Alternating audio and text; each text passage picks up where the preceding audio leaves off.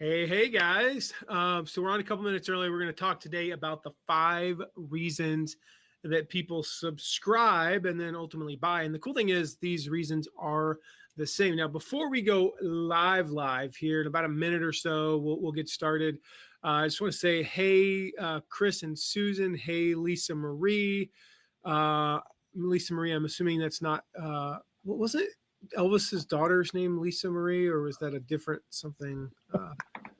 I might be. I'm not up on my Elvis trivia. Really? Are you not? Oh my gosh. Nope. So anyway, say hi to us. Hey Nelly, say hi to us in the comments. Let us know where you are from. We always love that. Also, share this with a friend today. If you know somebody who needs to know, like they're just not getting subscribers, they're not getting buyers. Maybe they've got some subscribers, but they're not getting buyers. They want to know a little bit of the psychology behind that. Host a watch party, share that with them, whatever the case may be.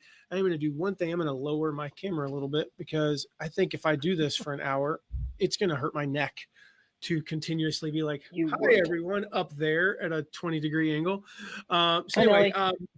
Yeah, so we do a lot of Facebook Lives, guys. Just if you want to get a reminder of when we go live, go to, I believe it's mattmcwilliams.com/FB chat.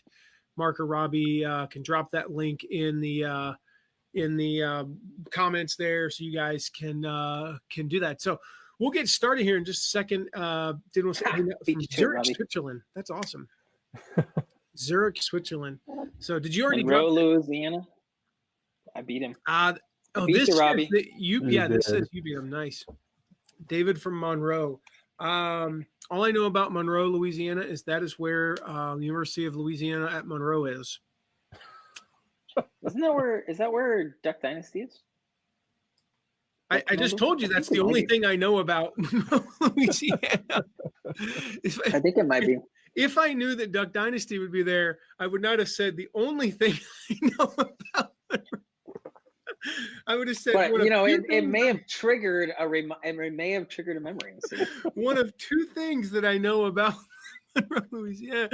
So, all right, well, guys, welcome. We're going to share the. So, what are we talking about today? Yeah, we're going to share the 5 reasons why people subscribe and buy. Again, as you join here, let us know in the comments where you're joining us from. It's always cool, to see people like Nelly from. What is there? I think that's like 5 or 6 time zones away. 9:00 at night, roughly. It's really cool. So why do people actually subscribe? What is the thing that makes people subscribe? Why do people buy? What is it that makes people give up one of their most, in my opinion, it's one of somebody's most prized possessions. It's one of the most protected possessions. It's their email address, and they give this up just to get, a PDF, a training video, whatever the case may be, a free report, and they're willing to give this up just for those things. What makes people do that? What's the psychology behind that? What's the psychology behind people giving up, one of their most precious commodities, which is time? You can always go start, I don't know, 12 years ago, I got rid of my old email address and got my new one. Why? Because I had too much spam. You can always go do that. It's not really that big of a deal. You email the 30 people you actually care about in your contacts and say, hey, I've got a new email address. Money, money, in my opinion, most people, if you lose a couple $100, you can get that back pretty easily. Even if you're working, per hour, you lose $500, you can go deliver pizzas for a few weekends and make that kind of money. But time is finite. We literally cannot get it back, as you know. That's so cliche. So what makes people give up their time to read your emails? And what makes people, part with their hard-earned money just, for something you're offering, something you're maybe promoting as an affiliate? What is actually the reasons for that? So today we're going to discuss the 5 reasons people actually subscribe, people actually buy. Now, if you don't know any of these reasons, I'm just going to tell you, like, if you're not employing one of these reasons, like, you can't sell. Like, simply put, it is almost impossible, to sell if you're not employing these. Now, before we do that, we had a team meeting. When did we wrap that up? About an hour and a half ago. And there's something I wanted to do today. And by the way, I do just want to say, That is weird. Okay, What? I am still live, right? Yes, you're still live. Okay, be live on my end. Just completely went I don't see myself, I don't see you guys anymore. You guys are over here. You're not there, and the chat went away. So I was like, I was like, where's my phone? Let me check my text. Robbie's probably like, you need to get back on. Anyway, so I wanted to take a moment and just kind of address the elephant in the room. Which makes me think of Zootopia. Sorry. What's that? Makes me think of Zootopia every time you say that. Oh, it did me too. Like to address the elephant in the room. Yeah, Francine. Hello, Francine. Yeah. And the elephant in the room right now, I think for a lot of us is the whatever it's officially called, the COVID-19 novel coronavirus thing. There's a lot going around. Like people are like, I knew all along that coronavirus has been around since the 1960s. You probably didn't. I did. I mean, not since the 1960s, yeah. but I knew it was around. I discovered that well, 3 weeks ago when we looked at a can of Lysol that we've had for 2 years. And Tara was like, it says coronavirus on here. And I'm like, that's the first time I ever Googled it because I barely heard of it 3 weeks ago.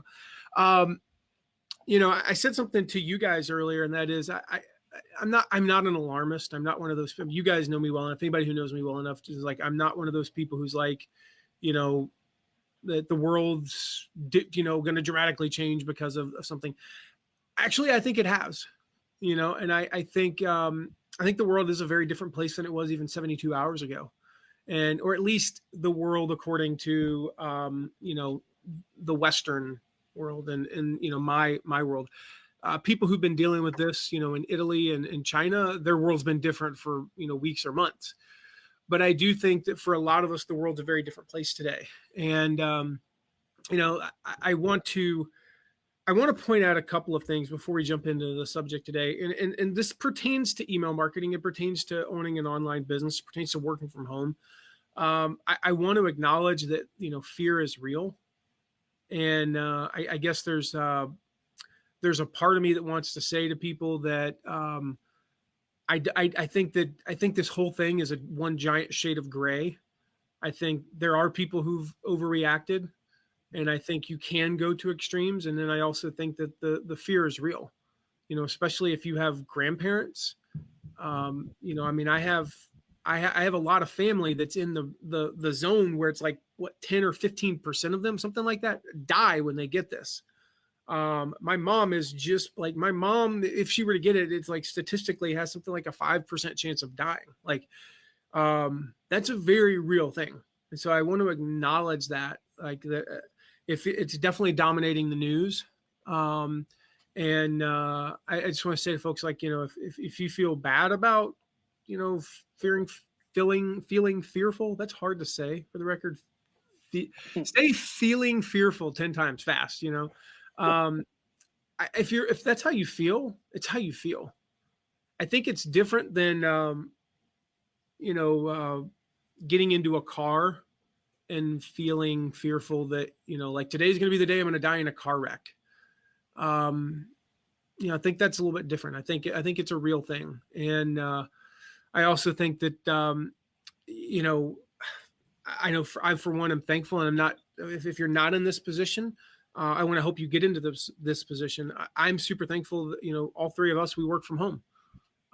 Robbie, this time last year, Robbie was in a building full of, I don't know how many people, 500, 600 people. Well, you live in a small town. So 100, easily, yeah. People. No, there were 700 snot-nosed teenagers, Yeah, so. Exactly.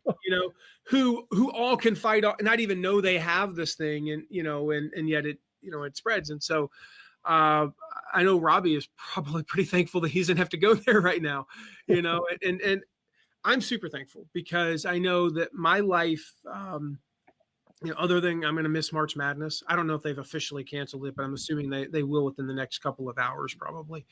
Other than missing March Madness, oh gosh, first world problem, right?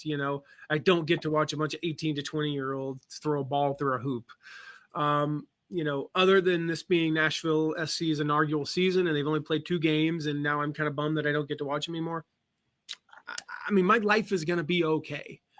And I remember thinking just how thankful I am that, you know, there are so many people, and I just want to acknowledge these people because there are so many people that for them not going to work for 2-3 weeks is what I mean. I don't even like. I can't even like. It's bad. You know, my mom walks into a hospital every day. She works in a hospital, so you know, and that's how she makes a living. So I just want to acknowledge that in people. I also want to highlight the opportunities, and this is something that, you know, Robbie and Mark will attest to. It's something I really struggled with over the past 24 hours because I genuinely have a desire not to come across as one of those people who says, you know, well, there's a pandemic sweeping the world. Everybody stock up on gold and silver and hide it under your mattress, you know, or buy this. Gosh, it made me sick. I was so I heard it from somebody, and I had to Google it for myself to see if, because I know how things can go on social media, and no, it was real. Like this guy was selling he's a pastor, and yeah, he was selling some sort of a pseudo fake cure for you know, coronavirus, and I was just like, I was like sick to my stomach. It was like that's yeah, I mean, that's, we're going to talk about later. One of the reasons why people buy is fear. And I think there are fears that are acceptable to market about. For instance, fear of looking like an idiot in a large crowd, fear of wearing the wrong colored shirt, fear of wearing horizontal stripes if you're a guy of my size. I think those are genuine fears that you can play on. And I think even to a certain extent, you know, fear of having, you know, if you're marketing, you know, a parenting product, you know, fear of having your child behave a certain way in public is a legitimate fear that you can use from a marketing standpoint.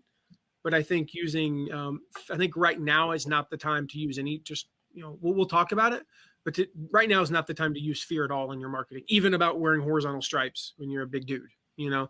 I think because there's enough fear that not only can it backfire in your marketing because people can reach that point of like biologically where fear becomes crippling, but also I think we have a societal responsibility, you know, and I'm about as, you know, I'm about as an individualist as anybody comes. And yet I do feel like we have a societal responsibility to actually make the world a little bit better, not make it worse. So that's my soapbox. I do want to point out the opportunities though in front of you with this. The reality is that people are going to be spending more time at home over the next few weeks. I don't, you know, few weeks, few months, don't know. That's a fact. That is a fact of where we are as a society worldwide. They're going to be home more, and they're going to be on the internet more. I also believe, and I think this is the silver lining in all of this, guys. I believe that.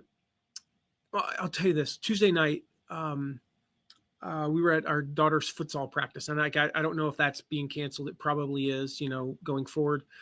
And I had heard about how some of the local universities were canceling classes, and this mom said, she's like, you know, I guess the upside to all of this is my daughter's going to be home for the next few weeks. And I remember thinking, you know, there are upsides, and they're you know, it's these things you would never, like, you don't wish for them to happen this way. You wish the reason that people were spending more time at home was because, you know, businesses figured out a way to have their employees work less. I don't know. You know, you wish it was something better, but it is a fact. People will be spending more time at home. And we have the luxury today in almost all of the world of being able to communicate with our loved ones virtually. You guys said it today that at one point Zoom's stock was up 4%. Slack's stock was skyrocketing. People are looking for ways to work virtually and communicate virtually. And the opportunity here is, I believe the next few weeks are going to be a time where people are going to take unprecedented steps to take action on dreams that they've had that they've never thought they had the time for. I believe people are going to be bored and are going to, you know, try to learn some stuff. I think that this is going to be the time when people start online businesses and finally, I don't know, start an email list, you know. I believe this is going to be a time when people, start a health program and actually stick to it because they have 3 to 4 weeks where they're working from home, and that means they can find that hour, that maybe they felt like they couldn't find, when when they were commuting every day. I believe there are things people are going to do that that they just weren't doing, up until recently. So there is an opportunity, and I encourage you to. I hesitate to use the phrase "take advantage of it," but make the best of it, I guess is what I would say. So with that, I do want to point out one last thing, guys. And I would love to hear your thoughts on this, even though I know we talked about it earlier. We have this thing coming up called List Launch Challenge, and Robbie, you mentioned this, but Dave Gambrell posted something on Facebook earlier that said something like, I've been saying for a while, like now, grow your email list, and now's a good time to have an email list. So if you go to listlaunchchallenge.com, you can sign up for the List Launch Challenge. We did decide as a team earlier, there were a few things we wanted to do just to address what's going on in the world. First of all, this is all virtual. So when you go to List Launch Challenge, it's all virtual. You don't have to go anywhere, and touch anyone, just to be clear. Second of all, again, I have more free time. If you're working from home, maybe maybe you thought I won't have time for this. Maybe you do now. And then thirdly, this is, I'm not playing into fear. Something similar to this is going to happen in the next 20 years. It's just the reality, whether it be an event or a pandemic or whatever, it doesn't matter. It's just the reality of the world we live in, the last big thing that happened in my life, I don't know about you guys, was probably 9/11, where the world just seemed like it stood still for a few weeks. And, I don't know, it just felt like everybody walked around like zombies for a few weeks until finally things changed. That's just the cycle of life, right? So that said, we do want to do a few things. One, with an acknowledgement of the work that nonprofits are doing.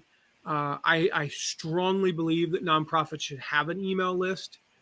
If you are running a nonprofit or know someone who is running a nonprofit, please have them reach out to LLC, List Launch Challenge at mattmcwilliams.com. We would love to gift them access to the challenge coming up. It starts next week. The deadline, we do have to say there's still a deadline for those folks. We can't let people in after midnight next Tuesday. But if you run a nonprofit, just, take a screenshot or take a picture of your 501c3, your nonprofit status, just email us and we'll give you access to List Launch Challenge. Also, if you're a student, if you have a valid student ID, and I don't care what age you are, if you're a 29-year-old, you're going back to college, your classes have been canceled, this is the time, to do something like this. If you are a student, any age, any level of student, college, postgraduate, middle school, I would love Not that. a student of life, though. Not a student of life. That doesn't count. Just to clarify. You are a student in an accredited educational institution. We'd love to give you access to Let's Launch Challenge as well. Just because I know your life is in utter turmoil right now. So that's something that maybe can help you get started on that. And then lastly, if you are an emergency, first responder, emergency personnel, a nurse, anybody in the medical profession, you have an ID badge that basically says you're in the medical profession. If you also email us at llc@mattmcwilliams.com, there's two things we want to do for you on that. Number one, we'd love to let you join the challenge. But secondly, one of the things about the challenge is the videos are only available during the challenge, and we have some a bit you can upgrade and get like lifetime access. We want to give you lifetime access because I know your life is going to be chaotic for the next couple of weeks. And asking somebody who's a nurse, working 24-hour shifts, 3, 4, 5 days a week, with the stress that they're going to be under over the next few. I hope it's not like that, but I think the reality is that it is going to be a little bit stressful. Just testing people, all the people going in for testing is stressful. So we would love to gift you that, plus, the VIP plus. So again, if you know anybody, you've got a friend, they could be trying to go into any niche, but they happen to be a medical professional. Again, I just want to acknowledge the fact that their life could potentially be a little chaotic over the next few weeks, and they don't have time to go through this. So, with that said, if that's not you, we do encourage you to sign up at listlaunchchallenge.com, or tell those folks that you know, or if that's you, email us at llc@mattmcwilliams.com. So, Matt, I think, guys, before we move on. Yeah. One thing I was going to say, and I think this is a clarification that you said a little bit before, but as you were talking, I was thinking about this, that, in history, like, massive amounts of wealth are built in times of massive trial, whether it's things like this or war or those types of things. And I don't say that as you should capitalize on people having a terrible time or the economy sucking. But most, if you look back through history, the people that have made massive wealth are the ones that used it to serve and to help people. And that's really what we're talking about with building your list. This is the time for you to do those things, Matt, like you were talking about, to do those things you've always wanted to do and massively serve people. And, these are the times that people are looking to do those types of things. And so you can, I don't want to say capitalize, that sounds weird, but I mean, you have the time, other people have the time. Things are a little bit, I think another thing, Matt, like you said, it's like people come to grips with their own mortality, and they're more willing to say, well, I'm going to do that thing that I've never decided to do before, because now all of a sudden I realize that life can change very quickly. So, I mean, that's kind of the value of this right now for all of you, is the fact that, not only maybe you realize that and you want to do something in your life that you haven't thought of, and other people are thinking that too, and you can serve them in a way that maybe they weren't open to being served before. That's a really good point, Mark. I mean, I think, and the thing is, they're thinking that, like I said, it's not taking advantage of, it's not playing it up. It's not, running a coronavirus special. It's more of the reality as people are thinking that. Especially selling toilet paper for $250. Yeah, I mean, maybe maybe you're in a position where you can provide some hope to people, and you can provide, maybe you're in an area, like I said, it's. I know if we are truly going to be spending more time at home over the next few weeks, we're going to do things that we normally don't get to do as much as a family, I'm sure we'll have some soccer practice in the yard and in the house, but we're also probably going to play more games together and stuff. And, I don't think anybody's going to look back on this and go, gosh, I just remember fondly those days when the coronavirus was going around. No, but we were just talking about this last week. Some of my fondest memories of totally different, but I mean, similar type of thing. Some of my fondest memories were the result of terrible things, like ice storms that caused us to lose power for 5 days. And I remember, like, we couldn't leave the house because the trees were, across the road, and it took them, forever to move them. And we just sat there and like played games and read by oil lamps at night. And I remember reading this biography of Abraham Lincoln by oil light, and I thought, this is really meta. Really crazy. And so, I mean, there are opportunities and everything for good. So just, so anyway, for purposes of this live today, talking about the reasons why people subscribe and buy.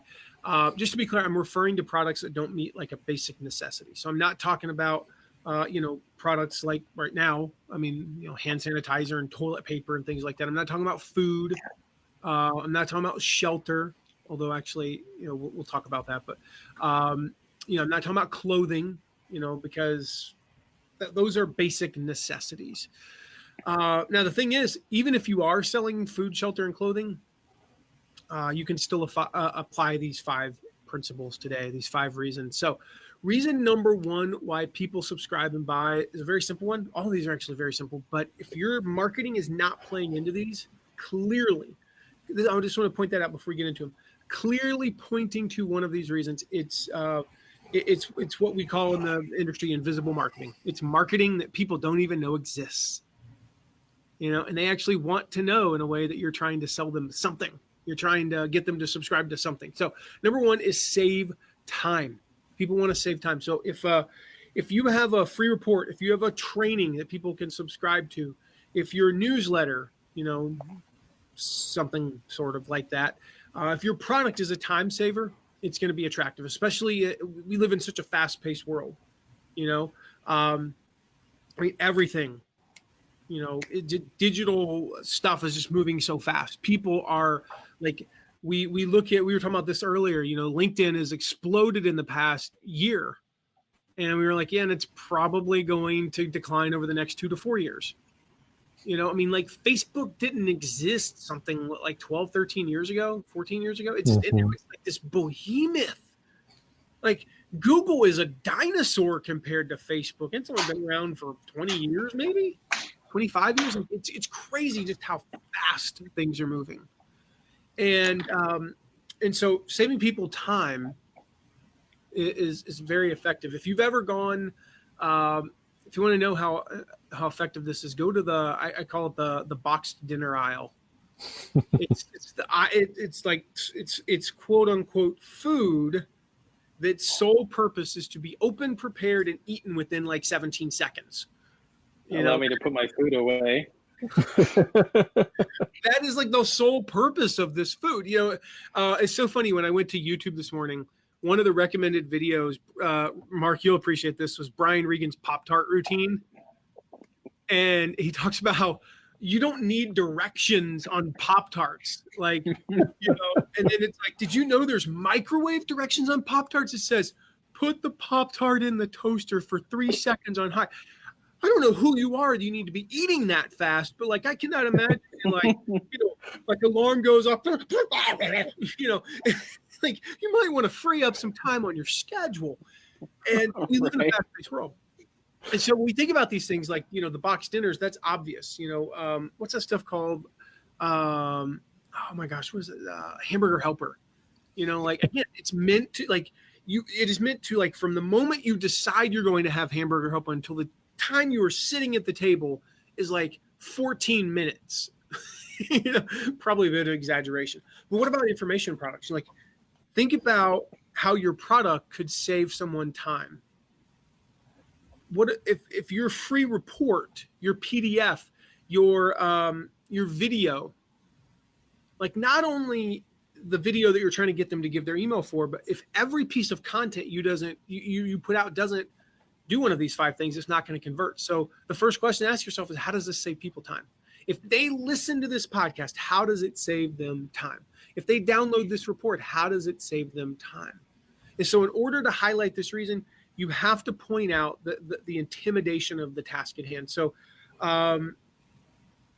if it's writing a book, for example, if it's writing a book, point out that the average amount of time to write a book is, 300 hours, and then show how what you're offering can save them 100 hours. I will 100 hours. Let's say it's subscribing. Will I give you my email address to save 100 hours in my life? Yes. Will I give you an email address to save me 1 hour a week? Yes. Will I pay you $1,000 to save 100 hours? If you make more than $10 per hour, which is like the overwhelming majority of Americans, then yes, you would. And so you point out this is specifically how it's going to save time. If you're promoting an affiliate offer that like helps people lose weight, for example, highlight the fact that the workouts are only 30 minutes per day and that the food prep is easy and fast. By the way, hi, Wendy and David. Just want to welcome you guys. So just, think of ways that you can make this. How does it make something faster, save them time? And tied into, time is making things easier, of course. We'll talk a little bit more about that later. But these are the reasons why people subscribe. Now, we'll talk about this more in depth in the List Launch Challenge. We talked about the very first lesson is all about lead magnets. It's all about lead magnets, and we focus on how these lead magnets need to do these 5 things, and we go into examples and go into depth. So check out listlaunchchallenge.com. If you've not yet registered, if you've registered, let us know in the comments. I want to give you a quick shout out there. And also as a reminder, if you know any first responders or medical personnel, students, or anyone running a nonprofit, have them reach out to us at llc@mattmcwilliams.com. And just in light of everything that's going on, as we talked about at the beginning, if you're just joining us, we'd like to gift them access to the List Launch Challenge. So if that's you know anybody, just have them reach out to us and we'll hook them up with free access to the challenge. So Reason number one, save time. That's why people subscribe and people, and awesome, Michael, glad you're in. That's why people subscribe. That's why people buy. Reason number two, save money or make money. To save money or make money, which are really kind of, I mean, guys, I think you'd agree they're really two I almost said two coins to the same side. There are two sides. Yes. What's the old saying? A penny saved is a penny earned. And I'm like, he's gonna go into this George Bush. Here he goes. No, I wasn't. I really wasn't, but I will now. I was totally ready for it. We have a saying down in Texas. Fool me once, shame on you. Fool me twice. I can't get fooled again, you see? I was watching that live. He was in Chattanooga, Tennessee when he said that. It was one of the funniest things I've ever witnessed. I was watching it from across the room and I just went, oh, wow. I could have completed that sentence for you there, W. I think it's Frank Caliendo that does the penny saved one. He's like, a penny saved is a penny earned because it's yours. You keep it, put it in your pocket. You earned it. One of my good friends is actually a George W. Bush. He's a George W. Bush impersonator, and it's so fun because they're a good one at that. Yeah, and they've become friends. So if you look up, if you ever get a chance, go to our YouTube channel. Go to theaffiliateguy.tv and it'll link to our YouTube channel, and there's a video that I did a while back about making your affiliate program fun. And I play this clip from John where he's doing an impersonation of George W. Bush announcing Jeff Goins' affiliate prizes. And I'll never forget, he goes, hey, I want to say hello to all you Tribe Riders affiliate aficionados. That's just, yeah. Oh, and then, yeah, he's funny. But anyway, Lisa, awesome. I'm glad you're in the List Launch Challenge. Jim and David as well. So save money, make money. Penny saved is a penny earned. So I mentioned, keep it. I mentioned earlier that shelter is kind of one of those things. It's a commodity, right? And maybe these lessons don't apply. But even in the shelter world, if we're talking about if you have a product that shows people how to save money on their electric bill, here's one I wish that I'd had 5 years ago, how to challenge a property tax assessment. Ours was outrageous. I was like, what on earth did anybody do to make this property go up the amount that it went up? And by the way, we gutted our basement. So technically we have an unfinished basement. Can I save money? No, but it's not a finished basement. Don't care. I'm like, really? So I wish somebody had a product back then that would save me money, that would have saved me money. So the great things about anything that is in the make money or save money area. So if you have something that will save somebody, like how to cut your cable bill by $20, how to cut your internet bill. By the way, the actual how to cut your internet bill is just call and threaten to cancel. Easy way to save $15 a month. That's why we say it's $180 a year that we don't pay for internet now, because I called and threatened to cancel. One of the easiest, 5 minutes of my life, and I saved $180 a year going forward. So good ROI there. Thank you, whoever taught me that. It was Chandler. I'm gonna do it. Yep. Don't make me. Chandler Bolt. That's who. So the great thing about this is that they're data driven, right? So they're very tangible. If you say the average customer saves $200 a month after getting my PDF, our average student makes an extra $2,000 a month. They make $500 a month more from their blog. It's very tangible, right? It's represented by dollar figures or percentages, and both are effective. You put a dollar sign in front of a number or a percentage after it, and those are signals to our brain that this is real, and I need to focus on this. And so that's one of the reasons why people subscribe. The same thing is true with the time thing. Cut your workload by 10% by watching this free video.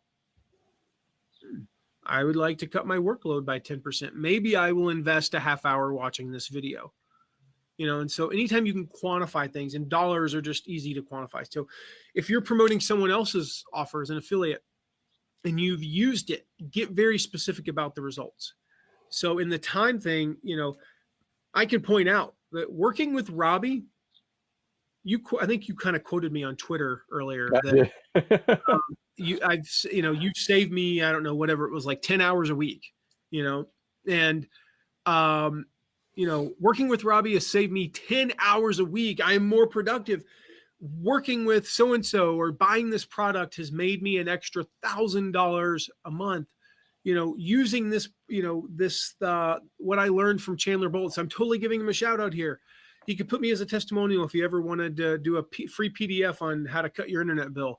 I don't think he would. It's off brand for him. But like using Chandler's technique saved me $180 a year on my internet bill. Like that's real tangible stuff. So save time, save money. Again, be thinking about, does my offer, does my free PDF, does my lead magnet, does my headline do one of those two things? Or does it do number 3, which is to address fears? Very on topic right now, as we talked about earlier. But people buy products when it helps them overcome fear. Now, I said at the beginning, I'm not talking about being a fear monger. I'm not talking about, selling something that's fake, that doesn't actually cure a disease or a virus or prevent it. I'm not talking about, it's a byproduct of the, the free enterprise system. So I don't necessarily have a problem with it, other than I just personally wouldn't do it. And I think it's a little bit unethical and immoral. Selling toilet paper for $200 a thing. Especially when, last time we went to Costco, they had plenty, like go get a Costco membership. It's $80, My Costco was out and they were rationing water. Were they really? Wow. Oh, you could not get more than 2 cases of water. Oh, you know what? Oddly enough, they were rationing sugar, and it was the like 8,000 pound bag of sugar, and you can only buy 2. And I went, you're like, oh, well, okay. I would be less worried about coronavirus than diabetes. Like, well, I was going to bake cookies for all the first responders, but apparently I'm not going to all now. The first responders in the entire state of Indiana and their families. Like, holy crap. These are like here's the thing. These bags are so heavy that like your name has to be like Kyrgyz Virtusgarden. You have to be like one of those strong men who does it and like carries the bag. Yeah. Yeah. Doing that, and then you like throw it and whatever. And I was like, I thought that I just remember like I saw that sign and I just started laughing because I'm like, I totally get that if you run like a homeless shelter or something, you might, and I bet you could probably get around it. But I'm like, who's walking through here going, you know what I'm going to do to get ready for Corona? That's what I want. Eat 400-pound bags of sugar. I will be ready. Like, what aisle are you skipping that's going to be the source of your calories? But anyway, so here, can I say something about where am I going with this? Oh, fear. Yeah, go ahead. Yeah. So here's the thing. And this is, we talked about.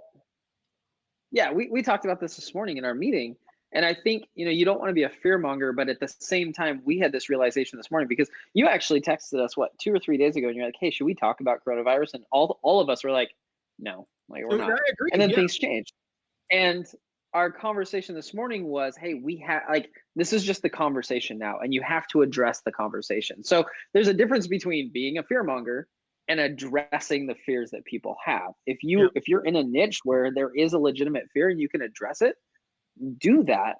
Just don't do it in a way where you're trying to play on people's fears. I think that's the difference. It's like, are you addressing their fears or are you playing on their fears? And with something like this, I think you have to address it. It's impacting everything in our society right now, but you don't have to play on people's fears. And I think that's kind of the line there. And I think it applies for really everything. What's the how are you addressing fears? You're not trying to manipulate people. You're not trying to terrify them into doing something, but you do have to address the fears that they have. And that's really where you're going to get people to buy, is when you address those things that they're concerned about. Yeah. And the other thing is, I mentioned we were talking about this earlier. I'm not referring to in the case of this. Now, I asked Robbie or Mark. I dropped a link for you guys in the host chat here. I asked them to share a link with you guys to a podcast I did about the ethics of fear-based marketing. It was a conversation that I had with Jeff Walker and Michael Hyatt and Amy Porterfield. We were at a private mastermind, and that came up, and I shared some of my thoughts on it. Again, I'm not talking about that. I'm not talking about using fear to do anything unethical. I'm talking. I think the example I said earlier was like using fear as as an example. Like the best. I think the example I used earlier was like speaking to, if you're talking about men's fashion, putting a fear in a larger man like myself of wearing horizontal stripes, and like putting fear into people here. I think it's perfectly ethical to use fear to talk about, hey, if you're a smoker and you sell quit smoking stuff and you want to put the fear of him, the reality is, I think the statistics say you're going to live 10 years less and you're probably going to miss your daughter's wedding. I think that's perfectly ethical. To use fear in that way. I think it's perfectly ethical. My dear friend Alan Thomas puts the fear into men. He talked about a guy that he's working with now who weighs 418 pounds, I think. And the only thing that worked for him was fear. That was the thing that worked for him. It wasn't appearance. It wasn't, wow, my pants are tight. Because guess what? They always make a bigger size. It was fear. Like, he's like, some other man is going to walk your daughter down the aisle. And some other man is going to be sleeping in the bed with your wife in 10 years if you keep this up. And that was what hit him. I heard Les Brown. I listen to Les Brown almost every single day. Les is, in my opinion, the greatest motivational speaker of all time. That's not up for debate, mainly because it's true. But no, I just don't want to debate it. There are other great ones, but He's my favorite. And he talked about this. He said this friend of his had diabetes, and nothing got through to him. The doctor was like, "You're going to die early." He's like, "Whatever."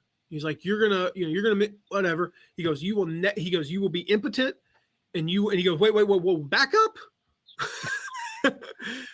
And for this friend of his, that was what got him to change his diet and exercise. Is that ethical? Is that moral to use fear of that? I think it is.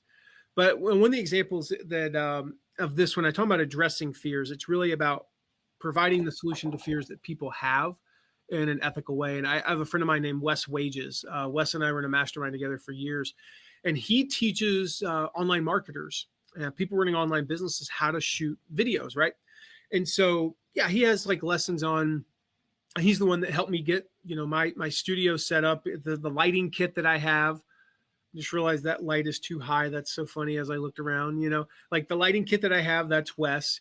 If I'm ever doing like a video shoot, then, he taught me how to do makeup, all these things. But none of that matters if he doesn't help people get over their fear of being on camera. A lot of people have that fear. And if he doesn't address it, like he's not going to sell anything. Nobody's going to subscribe. So subscribe to him if he doesn't address that fear. That's a type of fear you can ethically easily use in marketing, is a fear that your audience has about an inadequacy or something that they feel like they can't do. You will never help somebody to start a business if they can't get over their fear of the risk. It's just, you can't.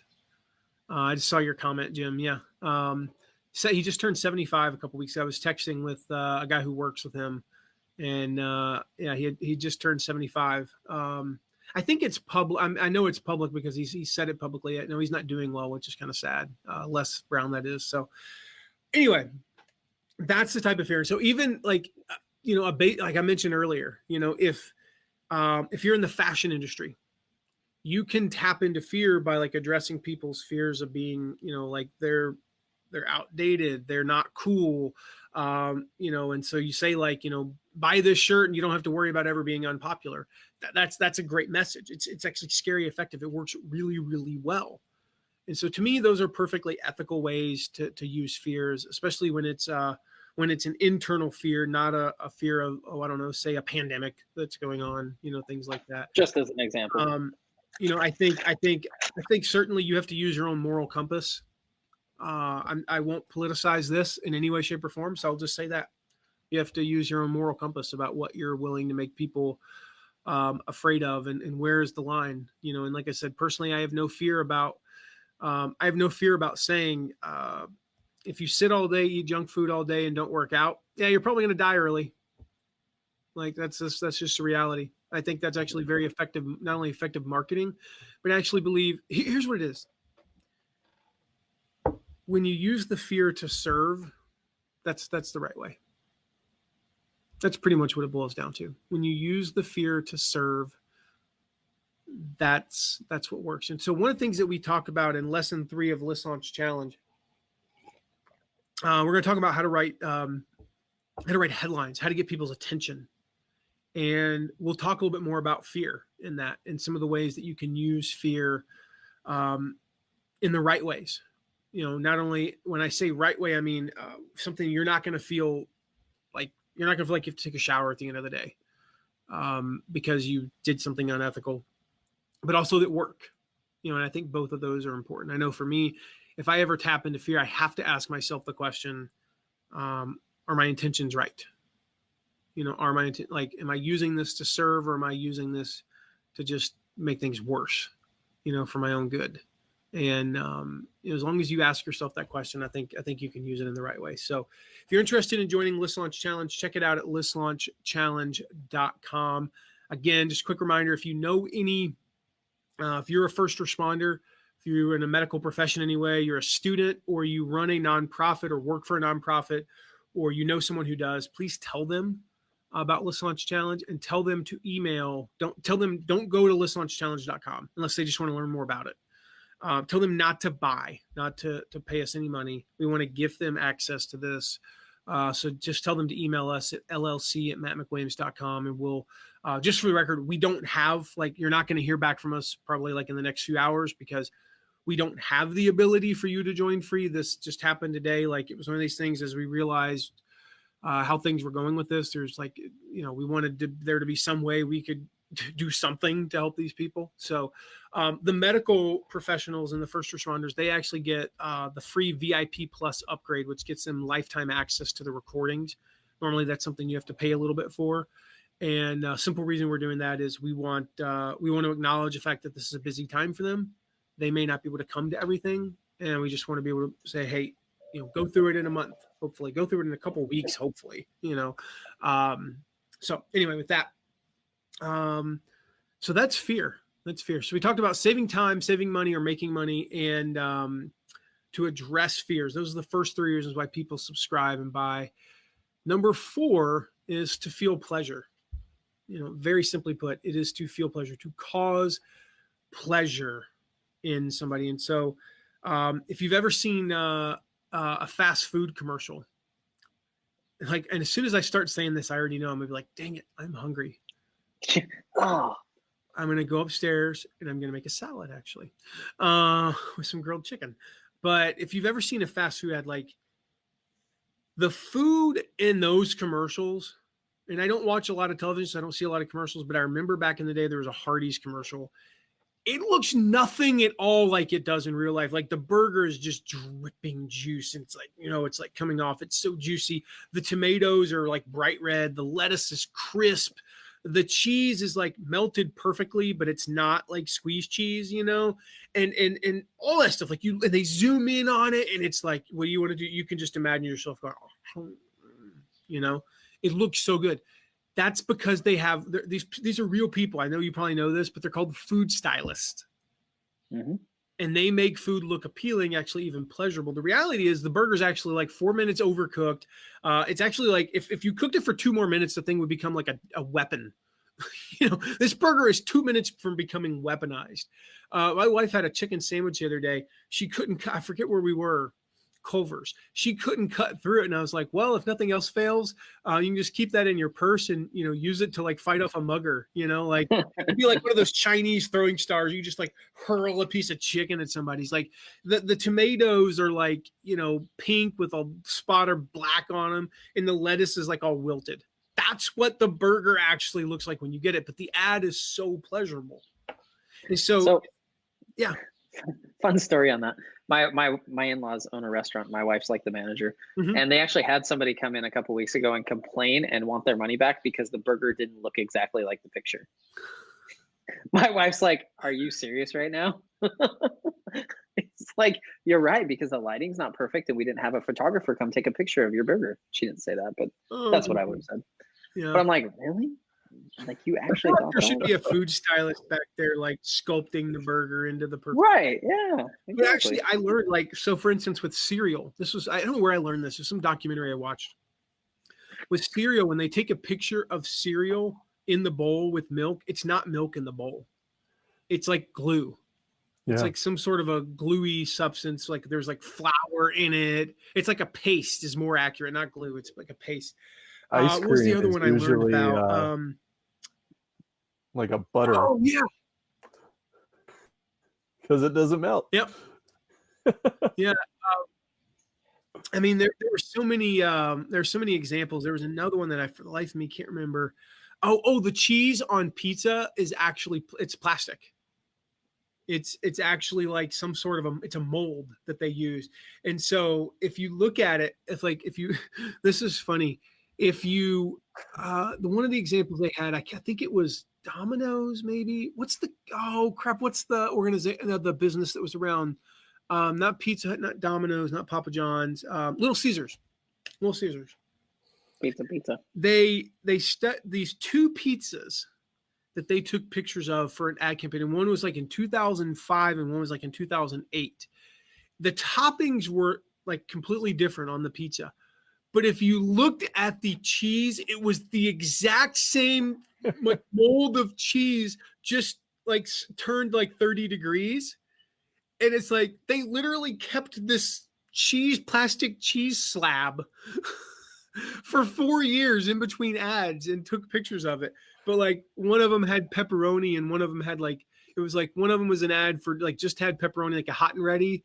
And the other one was like a 3-topping thing. I was like, that is just hysterical. Like the little bubble, the cheese bubble was in the exact same spot and all like the brown spots were in the same spot. And anyway. Hey, when it looks good, don't mess with perfection. Exactly. But yeah. Not anyway, Little Caesars is perfection. But like the thing is, it's pleasurable, right? So think about, you asked, okay, can this save time? Can it save them money? Can it make them money? Can it address fears? Okay, what can it do to make something more pleasurable? What, like, could learning a skill like copywriting reduce the stress to the point that you'd be happier? Would it make you happy? Would it be pleasurable to learn how to play guitar? We talked about earlier in the writing the book, thing, like you could save time. You could make them money from writing the book.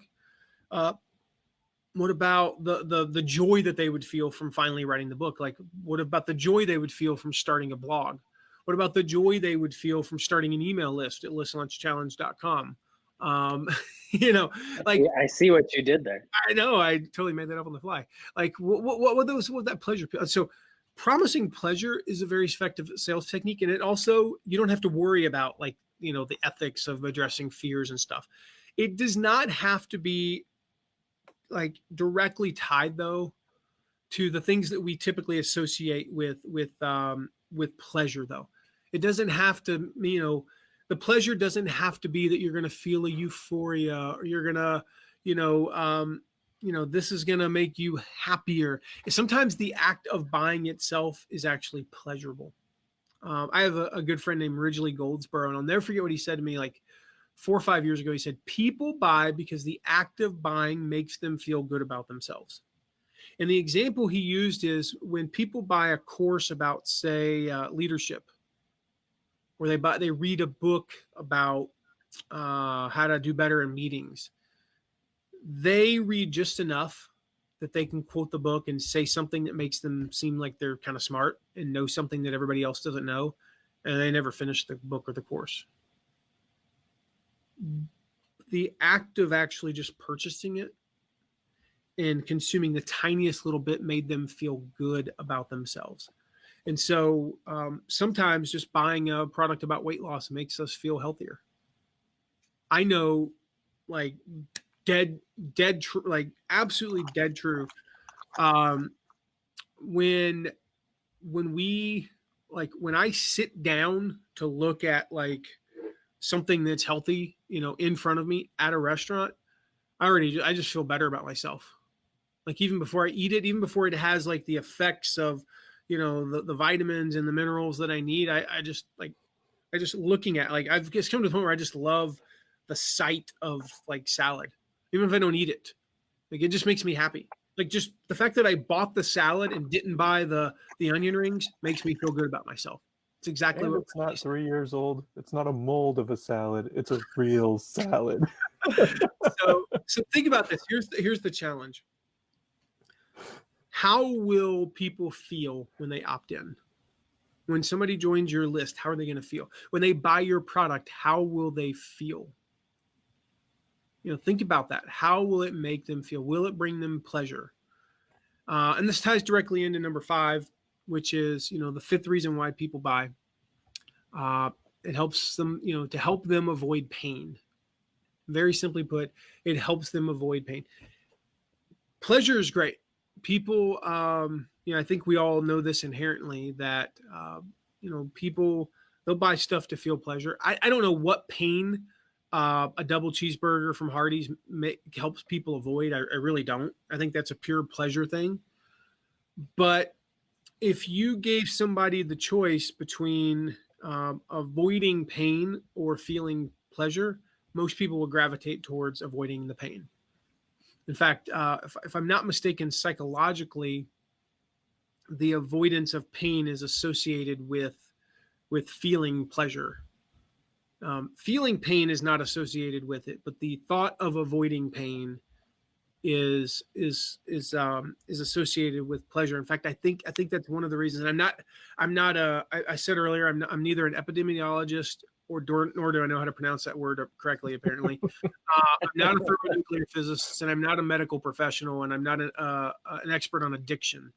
But I think that's one of the reasons why opioids are so addictive. I think, if I remember correctly, hearing something about that was like the avoidance of pain is associated with the feeling of pleasure and some stuff like that.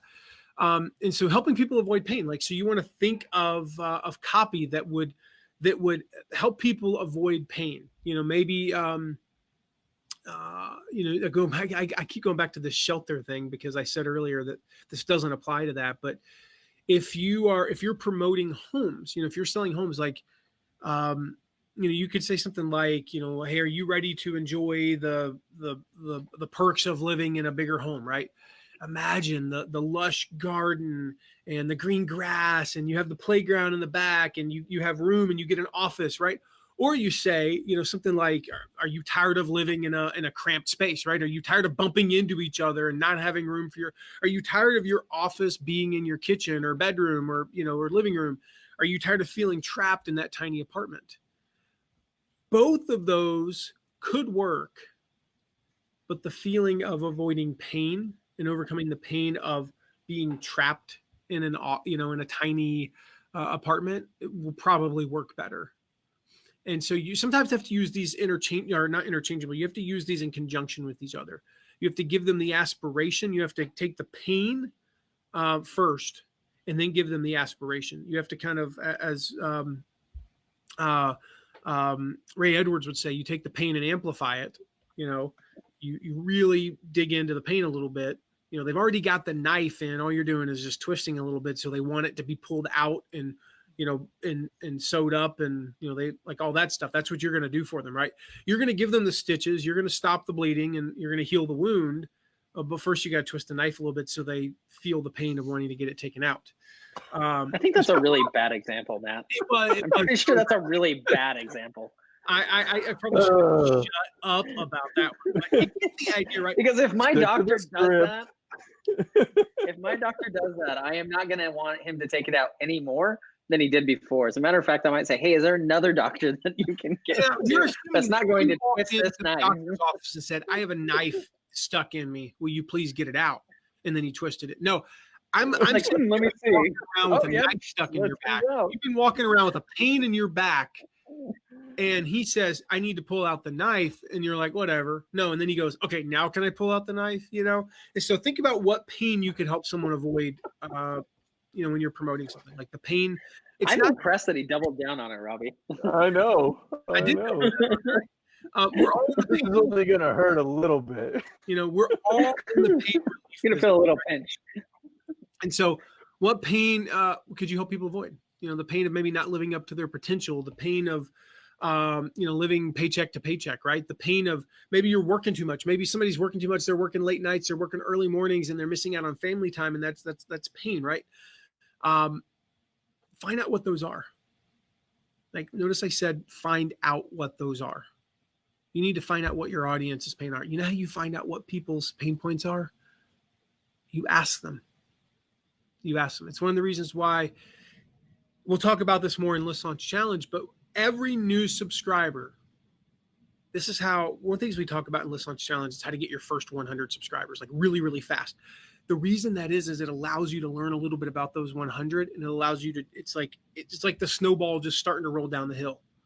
And, you know, until you get those first 100, you don't really have enough momentum. You don't have enough people. And it allows you to then really like add, you know, rocket fuel to the fire. And so you ask them. And so it's one of the things we send out in the very first email that people get. We just say, hey, what's your biggest struggle with, you know, with such and such, right? We have another one that says, what's causing the most stress in your business right now? We have another one that says, what's your biggest obstacle to growing your affiliate program right now? What's your biggest obstacle to growing your email list right now? What's your biggest obstacle? What's your biggest struggle with whatever, right? They reply back and they tell you their pain points, and they do it in their language. And you will begin to notice themes. Typically, you know, my friend Ryan Levesque calls these buckets. You'll begin to notice 3 to 5 buckets. Lack of time, that's a bucket. Lack of money, that's a bucket. Lack of know-how, that's a bucket. Let's say we're in the somebody give me a Mark or Robbie, give me a niche. We're gonna play a game here. Growing organic tomatoes. Oh, you stole mine. That's always my favorite. One that's not always my favorite. That's too easy. A niche. Let's see. Helping people in their late 50s prepare for retirement. Ooh, okay. I was gonna say somebody give me one in the chat, but let's say so late 50s, you know, say yeah. So what's your biggest struggle with saving? What's your biggest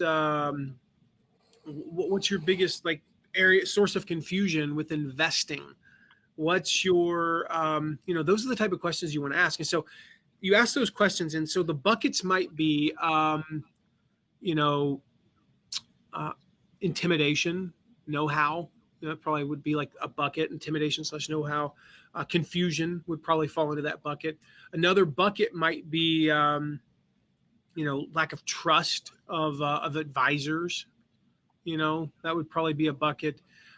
Too much information would probably go in the first one. And so what you do is you take these phrases they're using, and then you put them into themes that buckets. And you'll have 3 to 5 buckets, no more. Like literally, you can't have 6, because none of these buckets should account for more than should account for less than 20%.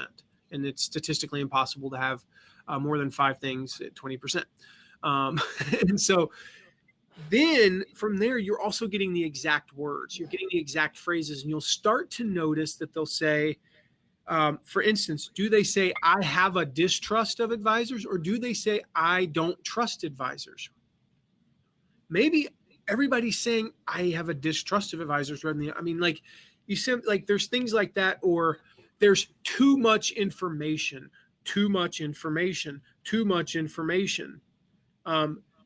And then somebody says, I don't know where to start. But then most people are saying there's too much information. I mean, I don't know what the answers are, but not only do you get their exact phrase, or not only do you get the buckets, the general themes, but you actually get their exact phrases. You can literally write an email that says, do you feel like there is too much information out there about, investing for retirement? Let me make it simple for you. Boom. Save time right there. Address fears because they feel like there's too much information and they can't really start. It addresses pain. It solves a pain point that they have. And so, right there, we combine three of them really in one, question and in two sentences, we combine three of those elements. And actually it accounted for the make money as well, by implication. And so the best sales techniques, they combine at least three of these reasons. You want to stack them on top of each other. So consider that you're selling, you're selling a health food, right? And, but it's easy to prepare. It's not the box dinners, with like a bunch of ingredients that you can't pronounce. But it's something that's healthy, but it only takes 20 minutes, right, to prepare a delicious meal for your family. And you can say like, it's time savings. So it's got one of them. It only takes, 20 minutes and it's easy to clean up. You can take the cost savings. Like it only costs a fraction of what it costs to eat out at a nice health food restaurant. We went out to eat the other day at this new, I forget what it's called. It's called Core Life. And it wasn't even that, like the food was okay, really healthy. Don't get me wrong. It was like $50 for, two adults and two kids to eat there. And I was like, okay, I would love to not spend $50 and be able to, but still get my health food, quick. So time savings, cost savings, overcoming fears, like maybe you're so here's a legitimate fear. This is not like an irrational. It's like maybe you're afraid that your kids will never like food that's healthy, but this is delicious. And so that's a fear that you can ethically play into. And it tastes so good. So that's pleasure. So we've saved them time, we've saved them money, we've overcome fears, and we give them pleasure. And then for the pain, you don't have to feel guilty because there's only our average meal has 340 calories per serving, right? Like you can still fit in your jeans afterwards. And so the best strategies apply all five of them, but at least three of them. Every now and again you'll write some copy, you'll come up with a pitch, and it's like I don't really see a way to work in time savings into this. That's fine. There aren't really any fears in this. That's totally fine. But generally you want to work in at least three of them, preferably four. And, the Holy Grail is five. And if you go study effective advertising and effective emails, you'll just start looking for them. Like, boom, here's here's how they use this, and this, and it's really effective. So guys, go check out listlaunchchallenge.com. Start learning how to grow your email list. List Launch Challenge, it's 7 days long.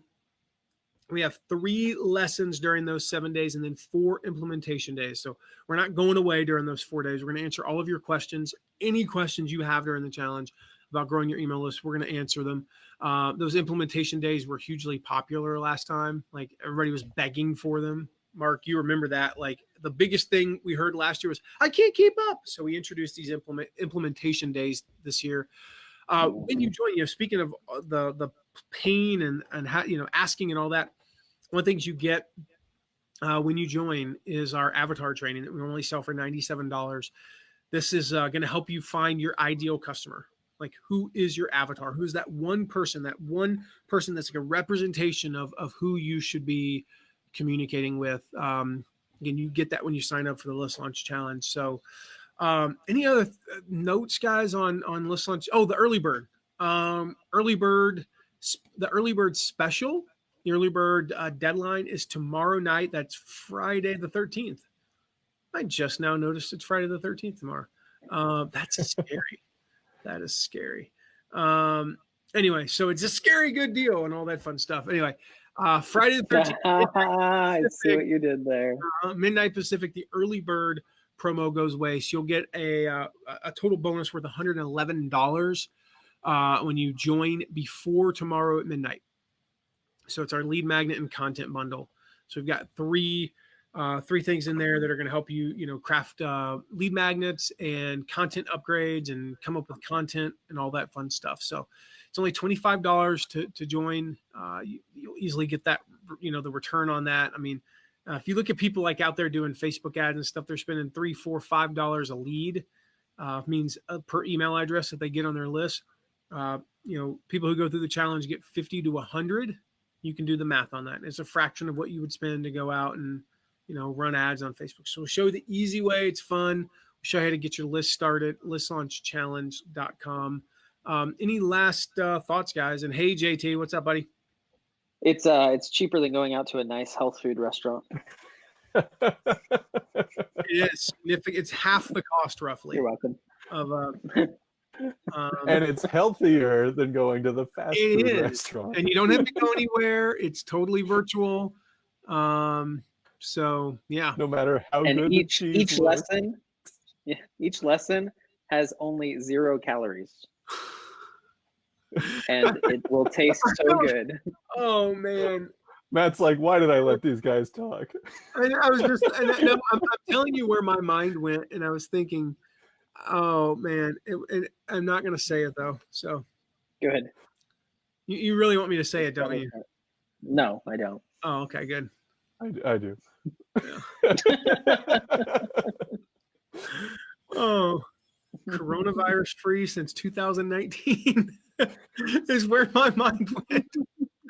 Oh, so anyway, guys, yeah, that's it. So with that, check it out, listlaunchchallenge.com, and we'll Jim is texting me, actually, Jim Folsom. So hi, Jim, got your text. Stop it, Jim. We're live.